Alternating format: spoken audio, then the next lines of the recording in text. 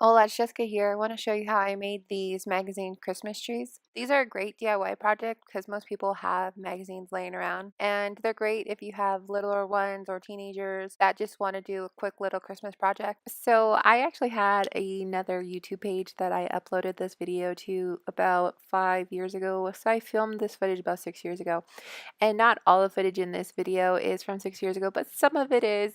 And I just wanted to bring this project back. It's kind of a throwback, so I hope you guys enjoy. It's going to be a fairly easy DIY. It's all about repetitive folding. Once you find a magazine that is about 100 pages or more, ideally you want 200 pages, but you can always glue together if you feel it necessary. First step you want to do is remove all inserts, and some are small inserts and some are larger like these. If you have to rip it away from the magazine, try to rip it from the binding, as close to the binding as possible. If you want to use a razor at this point, you can. However, I don't trust myself to not just cut through the insert, probably cut a few pages. So I just use my hand. Next step is to break the binding, which is really just bending it until it becomes a little bit flexible, not completely flexible because it is a binding that is holding all the pages together, but you just want to loosen that glue. On to the repetitive folding. So I didn't always keep the cover or the back of the magazine, but I always did fold it, and then I decided at the end if I wanted to remove it or not. Fold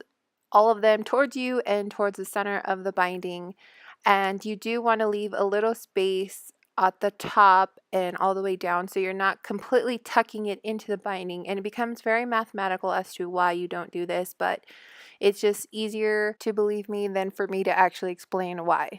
So here's a close-up, and you'll see that it's not exactly tucked into the binding, but it's just a sliver of space, and you're going to make a second fold, so it'll decrease that spacing by half. Repeat for every page in your magazine. If you have a boning tool of some sort, that will help create sharper corners and lines, but if not, you can really just use your nails. For your second fold, you will repeat this for the entire magazine, so another 100 or 200 times.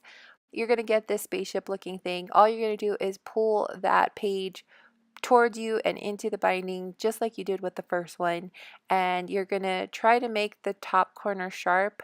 And you can see right here I don't have a boning tool, but what this is actually a orange peeling tool that my mom has had my entire life, I'm pretty sure. And what I'm doing is I'm helping to tuck that into the top to make it sharper, and then pressing down my crease so it's a nice line. So after you created your spaceship, you can go through and double check and make sure that there's no pages sticking out that need to be readjusted. All you're going to do is your third fold, which is to fold the bottom flap up, making the crease. You can choose to tuck it in at this point, or you can fold the entire magazine and then go through and tuck it in. It's up to you. I've done it both ways. It's kind of however you're feeling in that moment, because you do have to repeat for the entire magazine. So here is how you tuck in. If your page isn't long enough to have it tuck into something, then you literally are just folding it in on itself. So right before you call it done, you want to go ahead and double check and make sure nothing's sticking out, or maybe sharpen an edge. Also flip it so that you're looking at the bottom and make sure everything is folded and tucked in, and it should look all nice and neat. If not, you can correct that now.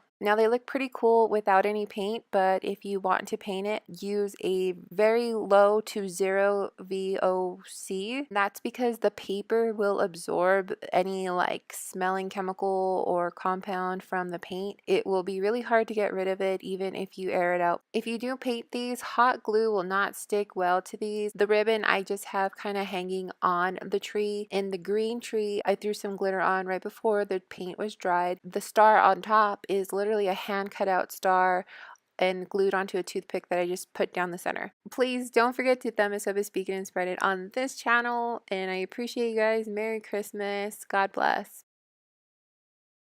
Da da da da da da da da da da da